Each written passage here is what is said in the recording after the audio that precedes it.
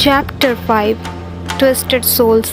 कहानी स्टार्ट करने से पहले मैं आपको बता दूं, अगर आपने इससे पहले वाले चैप्टर्स नहीं देखे हो तो डिस्क्रिप्शन के लिंक में जाकर आप देख सकते हैं। तो अब हम कहानी स्टार्ट करते हैं। कुरुजुचो शहर में हर जगह घर ही घर थे। कुछ नए बिल्डिंग के बीचों बीच छिपे हुए थे तो कुछ बाहर की और किनारे पर थे और बाकी जो शहर से कुछ ही दूरी पर थे वो टूट चुके थे। कीरी रास्ते से कहीं जा रही थी, तभी कीरी देखती है लड़की के पिता और भाई दोनों लड़का और लड़की को एक दूसरे से मिलने से रोक रहे थे। लड़की के पिता लड़के को वार्न कर रहे थे, मेरी बेटी से मिलने के लिए पहले ही मैंने तुम्हें मना किया था ना। अगली बार मैंने तुम्हें अपनी बेटी के साथ देखा तो मैं तुम्हें कभी माफ नहीं करूंगा। लेकिन लड़का कहता है, प्लीज सर मुझे एक बार उससे बात करने दो। लेकिन लड़की के पिता मना कर देते हैं। लड़की के पिता कहते हैं, मैं अपनी बेटी को तुम्हारे फैमिली के आसपास भी भटकने नहीं दे सकता। चलो योरिको। हमें यहाँ पता चलता है कि लड़की का नाम योरिको है। योरिको के पिता योरिको को खींचते हुए ले जा रहे होते हैं। योरिको बस यही कहते रहती है, मुझे जाने दीजिए डैड। और लड़का योरिको योरिको चिल्लाते रह जाता है। योरिको का भाई उस लड़के को मुक्का मार के बोलता है, तुम मेरी सिस्टर से इस तरीके से बात मत करो। योरिको के पिता और भाई दोनों योरिको को ले जाते हैं और लड़का वहीं रास्ते पे बेहोश पड़ा रहता है। तभी कीरी लड़के को देखने के लिए उसके पास जाती है। कीरी लड़के से पूछती है, क्या तुम ठीक हो? तभी लड़का होश में आता है और कीरी कहती है, काजुनोरी, ये मैं हूँ कीरी। हमें यहाँ पता चलता है कि लड़के का नाम काजुनोरी है। कीरी पूछती है, तुम्हें क्या हुआ है? फिर काजुनोरी अपनी स्टोरी बताता है कि हम एक ही घर में अगल बगल रहते हैं, लेकिन हमारी फैमिली हमेशा से एक दूसरे के दुश्मन रहे हैं। लेकिन हम दोनों एक दूसरे से प्यार करते हैं, जैसे तुम और सीची। लेकिन हमारी फैमिली हम दोनों को एक साथ देख नहीं सकती। हमने उन्हें मनाने की बहुत सारी कोशिशें की, लेकिन कुछ काम नहीं किया। कीरी हमें बताती है, काजुनोरी निशिकी ये मेरा स्कूल क्लासमेट हुआ करता था। वो उन सारे घरों में से किसी एक में रहता था। वह घर दिखने में ठीक ठाक था, इसलिए ऑनर ने रिपेयरिंग करा के रूम रेंट पर दे दिया। जब काजुनोरी की फैमिली कुरुजुचो शिफ्ट हुई तब वे लोग उसी घर में शिफ्ट हो गए जहाँ बहुत सारी गरीब फैमिली रहा करती थी और वह पुअर टेंटमेंट हाउस के नाम से जाना जाता था। और जितने लोग वहाँ रहते थे उन सभी को नीच तरीके से देखा जाता था। काजुनोरी कहता है, वे लोग मुड़ चुके हैं। कीरी कहती है, कौन लोग? काजुनोरी कहता है, हमारे लोग। योरिको और मेरे अलावा उन सब का दिल पत्थर का बन गया है। ऐसा इसलिए क्योंकि वे लोग गरीबी को एक्सेप्ट नहीं कर रहे, क्योंकि वे खुद को ढक कर सुरक्षित रख रहे हैं। वह झोपड़ी मुड़ने वाली आत्माओं के लोगों को कलेक्ट कर रही है। जब वे लोग लड़ाई करते हैं तो खुद को कंट्रोल नहीं कर पाते और ऐसा कोई रास्ता नहीं है जो उनको रोक सके। फिर कीरी कहती है, काजुनोरी पर तुम ऐसा नहीं हो। कीरी कहती है, मुझे अच्छे तरीके से याद है, मैं तुम्हारे यहाँ बचपन में खेलने के लिए आया करती थी और बाकी सब मेरे साथ बहुत अच्छा बिहेव करते थे। काजुनोरी कहता है, तुम उस टाइम बहुत ज़्यादा छोटी थी और बच्चे लोगों को इस तरीके से कुछ चीज़ें दिखाई नहीं देती और उसके बाद तो माहौल और बिगड़ गया। काजुनोरी कहता है, अब मुझे जाना चाहिए। कीरी काजुनोरी से पूछती है, तुम ठीक तो हो ना? क्या तुम चल सकते हो? काजुनोरी कहता है, हाँ। कीरी संभालते हुए कहती है, ध्यान से। फिर कीरी काजुनोरी को घर तक चलने में हेल्प करती है। तब वे दोनों काजुनोरी के घर पहुंचते हैं। तभी काजुनोरी के डैड काजुनोरी के ऊपर चिल्ला पड़ते हैं, उस लड़की से मिलने के लिए मैंने मना किया था ना, और तुम उनसे मार खा के कैसे आ गए? मैं उन सबको सबक सिखा कर रहूंगा। काजुनोरी की मॉम काजुनोरी को मलहम लगाते हुए कहती है, उन्होंने मेरे बेचारे काजुनोरी को चोट पहुंचाया तो उनके बेटे ने तुम्हारे साथ ऐसा किया ना? काजुनोरी दर्द से चीखता है, आ मॉम। फिर काजुनोरी की मॉम दीवार की ओर चिल्ला कर बोलती है, अगर तुम्हारा बेटा कीड़े की तरह पड़े रहने के सिवाय जॉब करता तो मेरे बेटे को इस तरीके से हर्ट नहीं करता। फिर दीवार की दूसरी तरफ से आवाज आती है, तुम चुप रहो नहीं तो मैं तुम्हें मार डालूंगी। तभी काजुनोरी की मॉम चिल्ला कर बोलती है, क्यों हत्यारन? तभी कीरी कहती है, वे लोग दीवार की दूसरी तरफ है लेकिन इनकी आवाज दीवार की दाहिनी ओर जा रही है। तभी दीवार की दूसरी तरफ से आवाज आती है, तुम क्या कह रही थी मेरे बेटे के बारे में?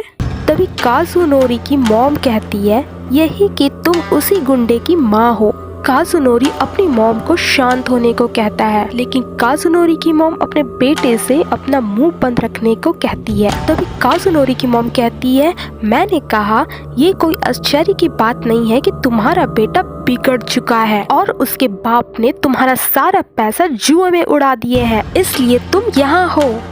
तभी दीवार की दूसरी तरफ से आवाज आती है, तुम भी यहाँ नहीं होती अगर तुम्हारे हस्बैंड ने बिजनेस नहीं छोड़ा होता। मुझे तुम्हारे विषय में सब पता है। तभी काजुनोरी सबको चुप रहने को कहता है। काजुनोरी चिल्लाकर कहता है, अब मैं यहाँ और नहीं रह सकता। तुम सब यहाँ लड़ाई करना बंद क्यों नहीं करते? आप लोग समझते क्यों नहीं हो? मैं योरिको को पसंद करता हूँ। ये सब फालतू है। हम सब मिलकर एक साथ क्यों नहीं रह सकते? यह बोलते हुए वह दरवाजा खोलकर बाहर आ जाता है। तभी वो देखता है दूसरी ओर से योरिको दरवाजा खोलकर रोते हुए बाहर निकलती है। वह काजुनोरी को नाम लेकर पुकारती है। काजुनोरी योरिको को देखकर दौड़ते हुए उसके पास आ रहा होता है। तभी योरिको के डैड पीछे से योरिको को रोककर उसे घर के अंदर खींचते हुए ले जाते हैं। बस बहुत हुआ। तभी योरिको कहती है, नहीं जाने दीजिए डैड। फिर काजुनोरी के डैड काजुनोरी को अंदर ले जाने लगते हैं। काजुनोरी, तुम मुझे शर्मिंदा कर रहे हो, अंदर चलो। कीरी ये सब देखकर कुछ नहीं कहती। फिर कीरी सीची के घर में होती है। फिर कीरी सीची से कहती है, काश वे खुश रहने का कोई रास्ता खोज पाते। तभी सीची कीरी से कहता है, हम इसमें कुछ नहीं कर सकते। कीरी पूछती है, लेकिन क्यों? फिर सीची कहता है, इस कच्चे घर में रहने वाले के आपस में नहीं बनती। वजह क्योंकि वो घर स्पाइरल से श्रापित है। स्पाइरल ने उनकी आत्मा को मोड़ कर रख दिया है। अगर मैं वहाँ जाकर देखूं और पूरी तरह पागल ना हो जाऊं तो समझो वो घर भी और वहाँ के रहने वाले हर एक व्यक्ति भी उसके चपेट में आ चुके हैं। तो क्यों ना तुम और मैं इस शहर को छोड़ दें? आज ही रात को हम यहाँ से भाग चलते हैं। कीरी कहती है, तुम ये क्या कह रहे हो? कीरी वहाँ से गुस्से में जाते हुए कहती है, भूल जाओ, अब मैं तुमसे कभी हेल्प नहीं मांगूंगी। कीरी को योरिको और काजुनोरी इन दोनों की चिंता हो रही थी। कुछ दिनों बाद वो वापस काजुनोरी के घर जाती है, जहाँ वो देखती है योरिको और काजुनोरी की फैमिली दोनों आपस में लड़ रही होती है। कीरी कहती है, ये लोग फिर शुरू हो गए। योरिको के डैड काजुनोरी के डैड से कहते हैं, ये सब इसलिए हुआ क्योंकि तुमने अपने बेटे पर नजर नहीं रखा। और काजुनोरी के डैड योरिको के डैड से कहते हैं, मैं तुम्हें सलाह देता हूँ कि तुम अपने बेटी को बांध कर रखा करो। कीरी उन दोनों फैमिली के लड़ाई के बीच में आकर कहती है, एक्सक्यूज मी, ये सब क्या हो रहा है? काजुनोरी की मॉम कहती है, कीरी अच्छा हुआ तुम आ गई। कल वो लड़की मेरे बेटे को बहला फुसला कर कहीं ले गई। योरिको की मॉम कहती है, मेरी बेटी ने नहीं बल्कि तुम्हारे बेटे ने बहलाया फुसलाया है। योरिको का भाई कहता है, वे शायद खाली पड़ी हुई झोपड़ी में होंगे। और योरिको का डैड कहते हैं, चलो उन्हें ढूंढें। काजुनोरी के डैड कहते हैं, चलो अलग हो जाते हैं। अगर वे लोग हमसे पहले ढूंढ लेते हैं तो हम उनसे अच्छे से पेश आएंगे। फिर हम देखते हैं काजुनोरी और योरिको दोनों उसी टूटे हुए घर में जो खाली पड़ा हुआ था वहाँ सो रहे थे। तभी काजुनोरी को कुछ आवाज सुनाई देता है और उन दोनों की नींद टूट जाती है। योरिको कहती है, ये कैसी आवाज है? तभी उस टूटे हुए दीवार से एक दूसरे के साथ मुड़ा हुआ कुछ दिखाई पड़ता है जो आवाज कर रहा था। तभी वे दोनों देखते हैं कि जो मुड़ा हुआ रस्सी सा दिखाई पड़ रहा था वो एक दूसरे के साथ गांठ बंध गया है। तभी ये देखकर दोनों जोर से चीखते हैं। तभी दोनों कहते हैं, ये है क्या चीज? जब वे दोनों ध्यान से देखते हैं तब उन्हें पता चलता है कि वो सांप है जो एक दूसरे के साथ मुड़ चुका था। योरिको कहती है, ये कितना अजीब है, ये दोनों फाइटिंग कर रहे हैं। ये दोनों आपस में हमारे पेरेंट्स की तरह मुड़ चुके हैं। लेकिन काजुनोरी कहता है, नहीं, ये दोनों फाइट नहीं कर रहे। तभी वो सांप उस टूटे हुए छेद से नीचे गिर जाता है। कीरी उन दोनों को ढूंढते हुए उस टूटे हुए घर में पहुंचती है। तभी वो खिड़की से देखती है जहां योरिको काजुनोरी से कह रही थी, काजुनोरी, मैं तुम्हारे बिना नहीं जी सकती, मैं तुम्हारे साथ हमेशा रहना चाहती हूँ। तब काजुनोरी योरिको से कहता है, तब हमें भाग जाना चाहिए, चलो हम ये कुरुजुचो शहर छोड़ दें। तभी योरिको कहती है, इसका मतलब अगर मैं तुम्हारे साथ रह सकती हूँ तो मैं कहीं भी चलूंगी। काजुनोरी कहता है, तो ठीक है, हम कल यहाँ से निकल जाएंगे। तब योरिको काजुनोरी के गले मिलकर कहती है, ओ मैं बहुत ज्यादा खुश हूँ, हम दोनों एक साथ हमेशा रहेंगे। कीरी ये सब देखकर कहती है इन दोनों भागने के बारे में सोच रहे हैं। तभी योरिको के डैड और उसके भाई आ जाते हैं जो कह रहे थे वे दोनों यही होंगे। कीरी उन दोनों को देखकर घबरा जाती है और उन्हें अंदर जाने से रोकती है। कीरी की बात ना सुनकर वे दोनों घर के अंदर घुस जाते हैं और काजुनोरी को बहुत जोरदार मुक्का मारते हैं, जिससे काजुनोरी मुक्का खाकर नीचे गिर जाता है। योरिको उन्हें रोकने की पूरी कोशिश करती है, लेकिन योरिको के डैड उसे खींचते हुए वहाँ से ले जाते हैं और कीरी उन्हें ले जाते हुए देखती है। उनके जाने के बाद कीरी घर के अंदर आती है। काजुनोरी, क्या तुम ठीक हो? वे लोग बहुत भयानक थे, मुझे योरिको के लिए बहुत बुरा लग रहा है। तुम दोनों के लिए यही अच्छा होगा कि तुम दोनों यहाँ से भाग जाओ और मैं तुम्हारी हेल्प करूँगी। तभी काजुनोरी पीछे मुड़ता है। वह कीरी से कहता है तुम यहाँ। उसका बॉडी पूरी तरीके से मुड़ चुका था, लेकिन कीरी इन सब चीजों पे ध्यान नहीं देती। अगले दिन कीरी सीची से मिलती है, जहाँ सीची कीरी से पूछ रहा था क्या वे दोनों सच में आ रहे हैं। कीरी कहती है हाँ, वे दोनों मुझसे प्रॉमिस किए थे कि यहीं मिलना है। कीरी कहती है हम उन्हें बस स्टेशन तक छोड़ेंगे। सीची सोचता है भागने का आइडिया अच्छा है। तभी वे दोनों भागते हुए आते हैं। कीरी उन दोनों से पूछती है क्या हुआ, तुम दोनों ऐसे क्यों भागते हुए आ रहे थे। तभी काजुनोरी हाँफते हुए कहता है हमारे पेरेंट्स ने हम दोनों को देख लिया है, उन्होंने स्टेशन पर किसी को रखा है और हम दोनों के पिता हमारा पीछा कर रहे हैं। कीरी घबराते हुए कहती है अब क्या करें। फिर सीची कहता है चलो बीच की ओर चले, शहर से बाहर रोड में घूमते हुए चलेंगे। फिर वे लोग बीच की ओर तेजी से दौड़ते हुए चल पड़ते हैं। इनके बीच में पहुंचने तक अगर आपने इस चैनल को सब्सक्राइब नहीं किया है तो पहले जाके सब्सक्राइब करें। फिर योरिको के भाई और डैड दोनों उन सबको ढूंढ लेते हैं। फिर कीरी और उनके दोस्त दूसरी तरफ से भागते हैं।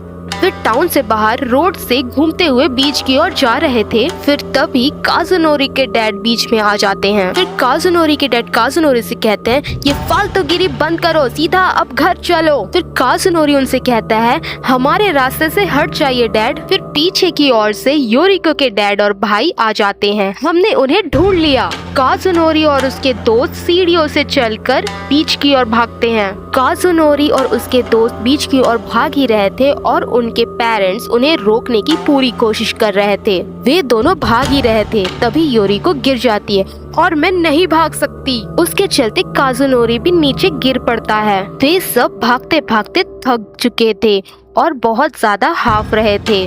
तभी योरिको का भाई काजुनोरी को एक घूसा मारता है और कहता है तुम्हें समझाने के लिए और मैं कितने बार मारूं। काजुनोरी वहीं गिर पड़ता है और योरिको कहती है काजुनोरी हमें ये लोग फिर से अलग कर रहे हैं। काजुनोरी हाँफते हुए कहता है अब और नहीं योरिको, इस टाइम नहीं। योरिको पहले की तरह ऐसा करो। और काजुनोरी अपने आप को पूरी तरीके से मोड़ लेता है। सब यह देखकर बहुत ज्यादा डर जाते हैं। काजुनोरी योरिको से कहता है जल्दी करो योरिको। फिर योरिको भी उसको देखकर अपने आप को मोड़ लेती है। वे दोनों अपने बॉडी को पूरी तरीके से मोड़कर एक दूसरे के करीब आने लगते हैं। काजुनोरी कहता है योरिको से कि तुम मुझे अपना हाथ दो। वे दोनों एक दूसरे का हाथ मोड़कर पकड़ लेते हैं और खुद को एक दूसरे के साथ मोड़ लेते हैं और बहुत जोरदार नीचे गिरते हैं। योरिको के डैड कहते हैं योरिको ये क्या हो रहा है, क्या तुम ठीक हो। और काजुनोरी के डैड कहते हैं हम तुम्हें बचा लेंगे। वे दोनों रस्सी की तरह बहुत ज्यादा लंबे हो गए थे। योरिको के डैड उन दोनों के मुड़े हुए बॉडी को छुड़ाने की पूरी कोशिश करते हैं। ये तो स्टील वायर जैसा है। योरिको अपने डैड से कहती है बस कीजिए डैड, हम कभी अलग नहीं होंगे। काजुनोरी कहता है सही कहा, अब हम हमेशा के लिए साथ रहेंगे। फिर उनकी बॉडी सांप की तरह चलने लगती है। फिर वे दोनों सांप की तरह रेंगते हुए हमेशा के लिए समुद्र में चले जाते हैं। कीरी, सीची और उनके पेरेंट्स सारे लोग उन्हें डूबते हुए देखते रह जाते हैं। अब आगे क्या होगा? क्या बाकी शहरवासी बच पाएंगे या वे लोग भी इन दोनों की तरह स्पाइरल के शिकार हो जाएंगे? जानने के लिए बने रहिए हमारे साथ मांगा एक्सप्लोरर हिंदी। अगर आपने इस चैनल को सब्सक्राइब नहीं किया है तो पहले जाकर इस चैनल को सब्सक्राइब करें, कमेंट करें, लाइक करें और शेयर करना ना भूलें। तब तक के लिए sayonara. Thanks for watching video.